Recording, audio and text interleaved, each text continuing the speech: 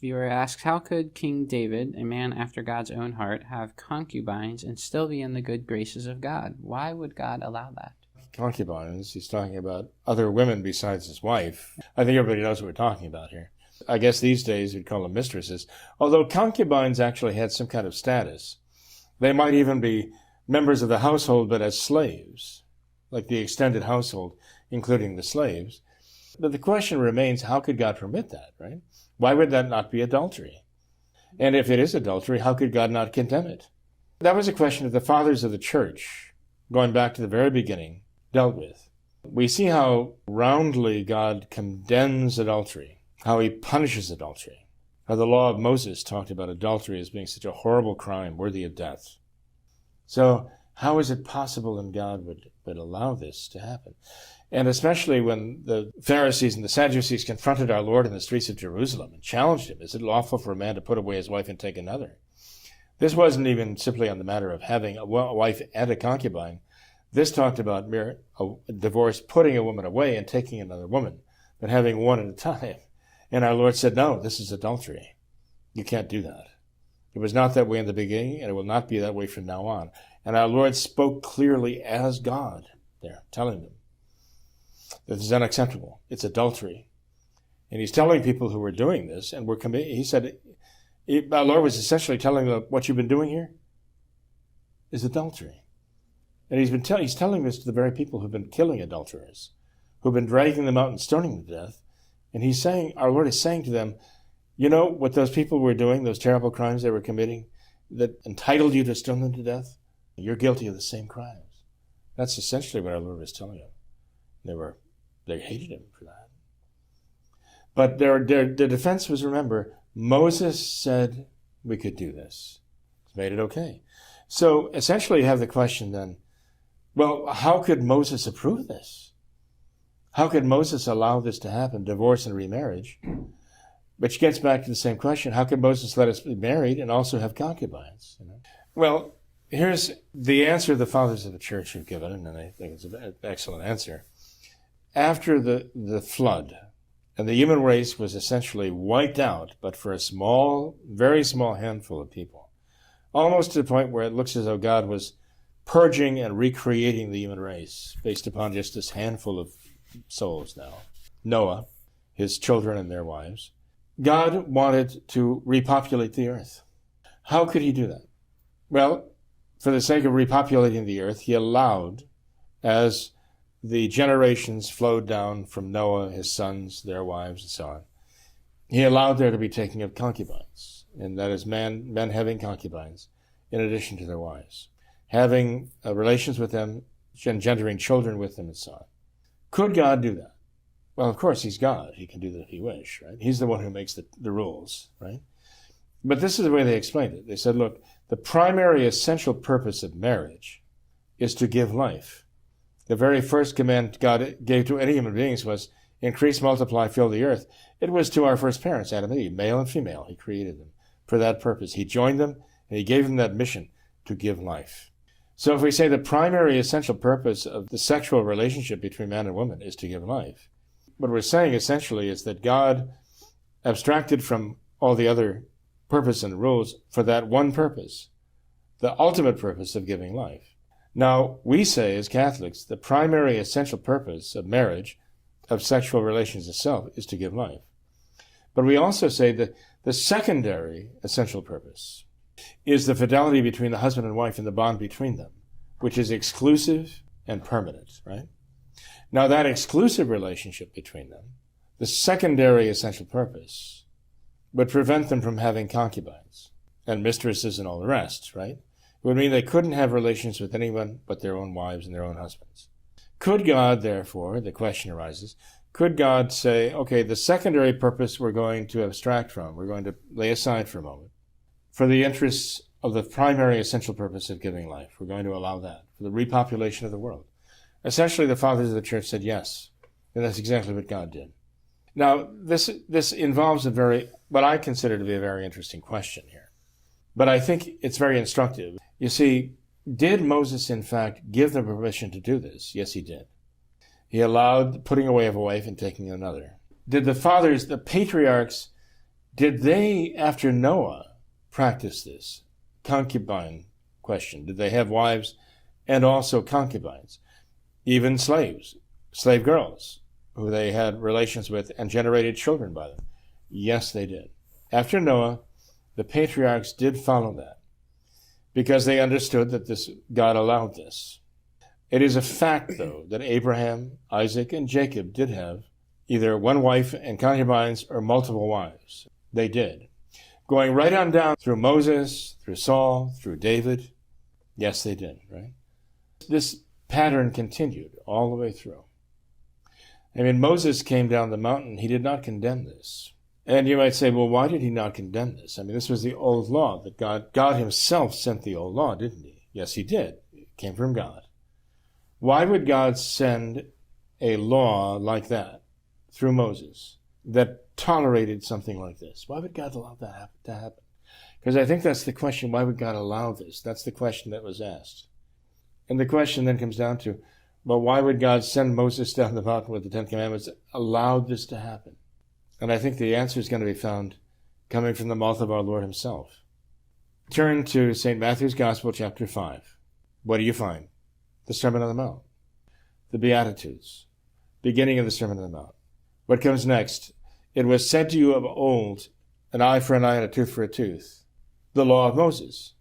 But I say to you rather this, bless those who curse you, do good to those who hurt you. Our Lord is now saying something different from what Moses said, right? There's a litany of about 8 of these statements of our Lord. It was said to you of old by Moses, but now I say to you that I want you to do this.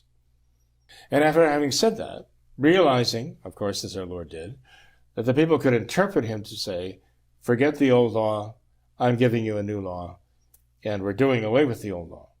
And our Lord said then, explicitly, St. Matthew's Gospel, chapter 5, I have not come to destroy the law, but I've come to perfect the law. To perfect the law. That's what our Lord said. Now, what does that mean? You know, you think about those words and you realize what our Lord is saying is the old law was not perfect. So we put that together with what question is being asked, we realize the old law was not perfect. Christ said so. That he himself came to perfect the law. And so maybe looking at the old law now, we should begin to understand a little bit better what it really was, what St. Paul tells us it really was, and what place it had, and why it would have flaws, why it would even permit things that were tolerated as evils but not condemned. They were permitted only in the sense that they were tolerated, but they were going to be changed and perfected, but only when Jesus Christ himself came into the world. And a prime example of that is exactly what this dear person is talking about here. It's a prime example of this whole idea. There were some things that were going to be tolerated as evils, but they were going to be corrected when Jesus Christ himself came into the world, and he personally would correct them. Now, to sum up, if I may, here, when our Lord was confronted by the Pharisees and the Sadducees and the Levites and so on in the streets, challenging him on this idea of divorce and remarriage, getting rid of a woman you don't want, finding another woman, right? When our Lord was challenged by them, and he told them it was not this way in the beginning, that Moses said it was okay. And he said to them, Moses permitted that, you might even say tolerated that, because of the hardness of your hearts. That's what he told them. That this was permitted only because of your stubbornness and your corruption and your wickedness, the hardness of your hearts. That's the only reason why this was permitted. And it wasn't just Moses who permitted it, it was God himself who permitted this. The flaws or the shortcomings of the old law. And then our Lord says to them, it wasn't that way in the beginning, it is not that way from now on. I am restoring what was done by my Father in the beginning. Where it says in Genesis chapter 3, therefore shall a man leave his father and mother and cling to his wife, cleave to his wife, and the two shall become one flesh. What God has joined together, let no man put asunder. Look it up. Genesis chapter 3, right from the start, right? The very chapter after our Lord says, increase, multiply, and fill the earth, and gave the command to them to give life. That's where we read this. Our Lord says to the Pharisees, Sadducees, have you not read this? I mean, these are the people who are supposed to know the law, right? And he asked them, have you not read this? Are you not aware of this? He says, it wasn't this way in the beginning, and it isn't going to be that way from now on. Oh, they were so angry. Our Lord was essentially telling them that they were guilty of adultery. The very people they'd been putting to death were no more innocent or guilty than they themselves were. Oh, they hated him for that. This had played a big part in the factor of why they wanted to kill him. Their decision to do away with our Lord, not challenge him anymore in this contest to make him look like the enemy of Moses, they gave that up. Now they were hell-bent on destroying him because of what he had told them there in front of all the people. You are no better than those you've been putting to death for adultery. What happened immediately afterwards? Our Lord is alone with his apostles. They say to him, how can this be? They challenge him on this. How can this be that a man cannot put away his wife and take another wife if he wants to? Our Lord says the grace is given. They answer that it's better not to get married in the first place if you can't do that. It's so much a part of their thinking. They can't imagine how it's possible. And yet our Lord says this is the way it is. Because he's really talking like the Son of God, who has the power to say this. Now, the reason why I'm mentioning this is because I think the answer to this question is very important. I think the question itself is very important. When Moses came down that mountain, if he had come down that mountain and told them this, they would have killed him. I mean, he had many brushes with death anyway. He was being challenged constantly by these stiff-necked people. If he came down that mountain, you saw the reaction of the people when our Lord told them this, right?